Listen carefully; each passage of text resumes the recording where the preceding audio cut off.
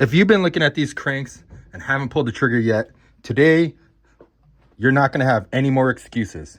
Today I'm going to do an explain and review on the profile race cranks. Like always in my videos, I tell you everything from what they're made out of to what colors they come in to a bunch of other specs that you don't get on any other channel. Make sure you subscribe to this channel so that you can see all my updated videos as they come out. So let's get to it and talk about these cranks. If you've been looking at these cranks and you haven't pulled the trigger because you have a bunch of questions and stuff like that, I'm going to answer everything so that you can make the best decision and buy the set of cranks that you need and the correct spindle. Profile has tons of different sizes and colors, and it makes it very confusing when you go to purchase a set of cranks because you don't know what spindle to get, you don't know what arms.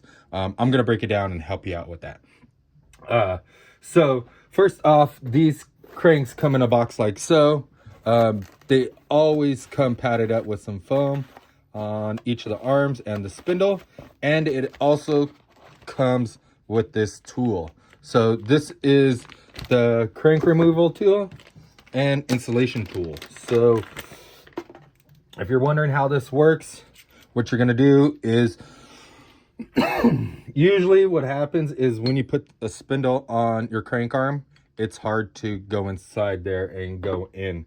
So what this does is it goes right inside, goes to the other side, it threads in, and it could pull that crank arm over here.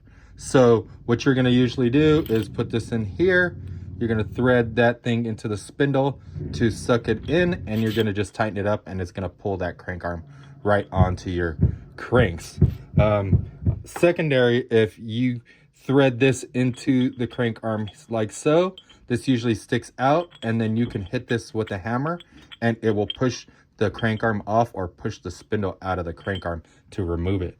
So if you're having troubles, I hope that helped you out figuring out how to use that tool, but that's how you use it. Going on to the crank arms, they come in multiple different lengths. You might have noticed they come in 155, I believe. They might even come smaller than that, all the way up to, like, I think I've seen 192s. If you've seen something bigger, let me know in the comments right there. The way to figure out what size cranks they are is usually by the center here to the center here. Notice how the top one's a little bit longer, the bottom one's a little bit shorter. Let me zoom in right here. So you notice this one's 180 and this one's 175, so 180 millimeters from the center there to the center here is how you get your length. Hang tight, because I'm going to tell you everything about spindles and which one you need to ride on your bike. So these cranks come in multiple different sizes, like I said, but they all have a spider bolt unless you get the bossless ones. The bossless ones will be pretty much a right hand arm, but without this boss here. This is the sprocket boss, and it threads right in. All these cranks are 4130 chromoly. They are machined and made here in the USA. The arms are slightly pinched. I don't know if you see it, but they taper and then they're pinched. They fold around the backside right here, and then they're welded together, grinded down super smooth. The spindle boss is actually pushed through. So they push a die through there to give it those grooves so that it matches the spindle. So check out how that matches it. After they weld them all together, these are TIG welded. Look on the little beads, they're not really nice, all hand welded, so they're, you know, they're going to be really strong. Also the pedal boss is machined out, then welded on it, and then it's capped or formed over and then grinded down so it has a really smooth finish. These things are all laser etched at profile. If you look at these have actually changed. There's no longer the stamp that you've seen, the old school stamp. Now it's the profile P right here. If you're still assisting, you want the traditional profile thing on there, yeah, I would say either just get an old school crank set and yeah, be stoked on that, or just buy a new set and then wait till you find one of those old sets.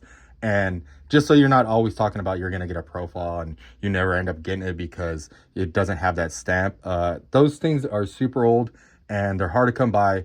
And yes, you do want them, but grab a set of these so you get the functionality. The functionality is the main thing that you need, not the actual logo. So get the functionality and then keep looking for those. And when you find them, then just swap it out instead of saying, hey, I want those race cranks, and then just never get them.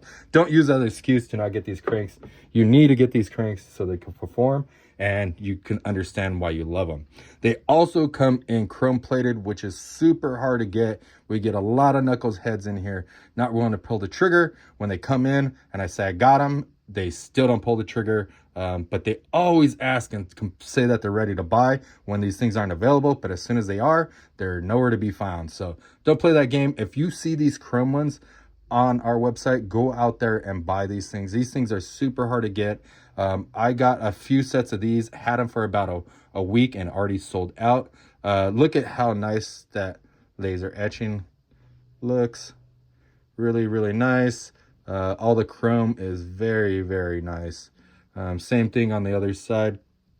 Now, if you want to know what size crank arms you should get, that's kind of the thing, is that it's kind of preference. So traditionally, everybody rides 175. If you want to have a pretty standard crank size, I would say go with 175. If you're riding 20-inch BMX, riders are going down to as low as 160 now. But the most common at the moment is about 165, 170. That's to keep it shorter so you're not hitting your feet on the pegs and stuff like that. Racers, old school BMXers, bike life people that are putting them on carpet queens, or their bikes that they're going to ride around the block and stuff like that, usually go with like a 180 size crank is usually what they want, but you could go down to a 175 if you like. It's a little bit shorter. It's probably not going to break or anything like that, or be a little bit harder to break because of that. But once you go into the 180 and anything past that, yes, you could probably ride and they feel strong, but you might end up breaking them just because they're such a long crowbar. So if you're wondering what size cranks you should ride, that's what I would suggest. If you ride, I would say like fixed gear and stuff like that, a lot of those guys run 165s and 170s. Let me try to think. Yeah, BMX, mainly 170s, 165s. Everything else kind of 170s and 180s. So just a heads up, I do have one set of the 180s in black. If you need to get those, grab those. The next thing is all about spindles. I have a lot of people that probably never pull a trigger because they don't know what size spindle to get. Profile makes 4 size spindles, but I'm going to show you the 3 most popular one. So this one here is a 6.875 inch spindle. See how long this thing is? This one here is extra long for fat tires and a wider bottom bracket. The common size that we sell is this one. Sorry for using an old one because I just sold out of all the spindles. So I don't have any of the new ones. But this is the same thing. This one's 5.625. This one is the size that you need if you have a mid-bottom bracket, you're riding a regular 20-inch BMX bike, you're just the common mid-bottom bracket, American bottom bracket, anything like that. If you're riding fixed gear, get the 5.25 spindle, which is smaller than this one.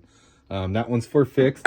If you are riding bike life or you're riding an external Euro bottom bracket, I would say get the 6-inch one so that you have enough meat that can go inside of the crank and keep that tight. If your spindle's not long enough, your crank arms will come loose and your bolts will fall out and you'll have a lot more trouble. Going to this one, this Megalodon spindle, this one's really wide. This one's made for fat tire bikes with a really wide bottom bracket. That's why this thing is so long, so that the tire and drive, or actually so that the drive train can stick way out. On these spindles, you get a GDH full chromoly 4130 spindle, and they're called GDH because one reason, they actually have a hole that goes all the way through the spindle. So let me see if I could get it. See right there. Oh, actually, this one is not going to go all the way through, but this one does. So see how it goes all the way through? So the GDH stands for gun, drilled hole. So they use some freaking gunpowder. I think they drill it somehow with the gunpowder. If somebody knows, leave us a comment below. Tell us exactly how it is, or pop a link in there so people could check that out. But I think that's pretty cool that they do it like that. Probably saves a lot more time than drilling it or tapping it or anything like that. So I think that's pretty cool. These are also available in chromoly and titanium. So pick wisely on the spindle bolts. You get this 6mm spindle bolt right here with the laser etching on there. It's tapered, and it also has a tapered washer like so. These are designed to drop in just like that, and then you run this one and it runs flush. Looks super nice. But I don't know, I think that's pretty much it. The spindle is 19mm, so if you get a bottom bracket, make sure the center is 19mm, and then the outside is to whatever your frame is, which is whether it's mid, American, Spanish, Euro, or anything like that. That's probably most likely what it is. But if I left anything out, make sure you hit up the comments below. Ask me a question that I might have forgot on there, and I'll reach back out to you and answer your questions. Thanks for watching.